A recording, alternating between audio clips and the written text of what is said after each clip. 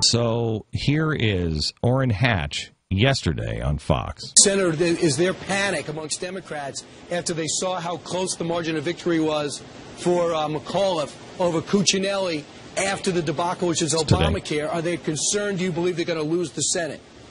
Well, Cuccinelli would have won if a couple of senators hadn't shut down the government. What? Frankly, he would have won if he had been able to just further explore for another 2 weeks how really bad Obamacare is. Okay, so he just blamed Ted Cruz and Mike Lee for Cuccinelli's loss in Virginia. Not the fact that the Republican Party, his precious party, abandoned the man a month before the election happened. Abandoned him completely and only spent $3 million total. In fact, less than $3 million on the election when they spent $13 million last time. But it's Mike Lee's fault? That's unconscionable. And please don't be fooled by this guy in Utah anymore. I'm really concerned about Utah. I'm very concerned about Utah. I mean, who do you think brought the NSA to Salt Lake City? Not in the mountains of Orrin Hatch. To Salt Lake City. Had to have been Orrin Hatch. Mm-hmm. So now you have, and I talked to some people in the know, and I said something to them a few weeks ago, and they looked at me first shock, and I said, let me explain. I said, I believe there is a chance in the next 20 years, and it may happen sooner than that a tactical nuke is used in Utah. And they looked at me cross-eyed, and I said, let me explain. Look at the pariah the United States of America has become. Look at what our allies have said about us recently because of the NSA. Look at how the United Nations is coming out and condemning the United States and the NSA. Do you really think that if Russia or someone like that used a tactical nuke, and what I mean by tactical nuke, not one that goes above ground, but one of the bunker busters that we've never been allowed to use when we wanted to get Saddam Hussein or anybody like that, you could take those things out.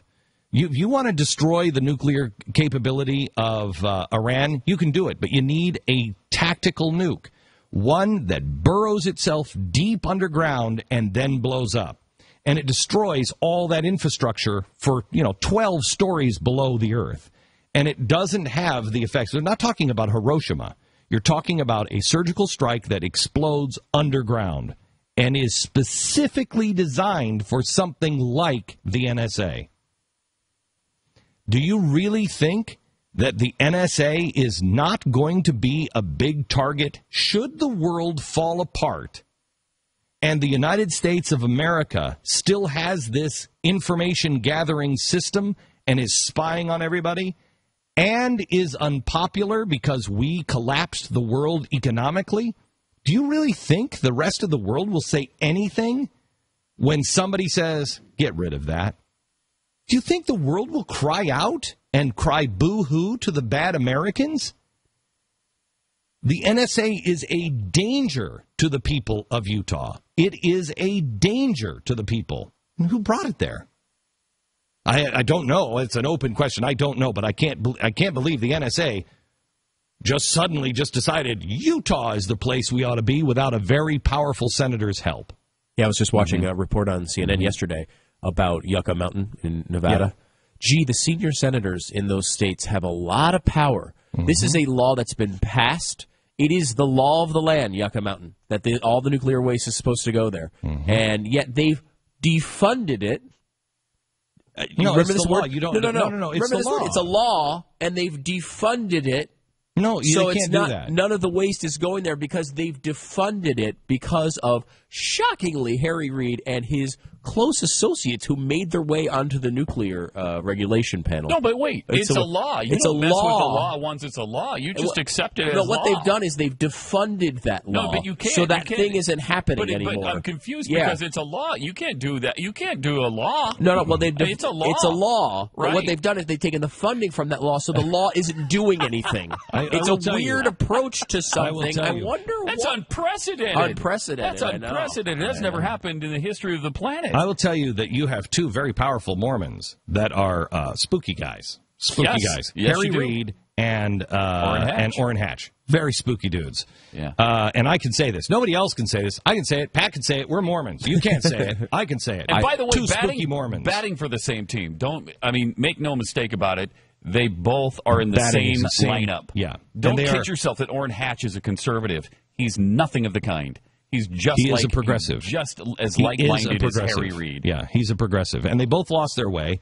And you know, to each his own. But don't be fooled. Now what they're trying to do with the GOP in Utah, and if you lose Utah, you lose a lot. It's not like Texas, but it is one of the most conservative places in the country. By voting, it's probably the most. Yeah, if you lose Utah, you've lost. It's like losing Berkeley. You don't lose Utah. So what is Orrin Hatch and the cronies in the GOP doing? They're now trying to get rid of the caucus, which will make it all about money and influence and who has the power. So the regular people won't be able to stand up in caucus anymore and go, no, I don't want that guy. That's what they're trying to get rid of. And there's silence from leadership on this. Do not listen to the silence and expect that is an endorsement. Do your own thinking on this. Does that empower the individual, or does that empower a class of people who say, I will make the decisions for them. I will keep them safe. I will return them home safely. I will do these things. Just give the credit to me. Just vote for me. This has all happened in the history. It's all happened in the past. It's happening again. Do not be fooled.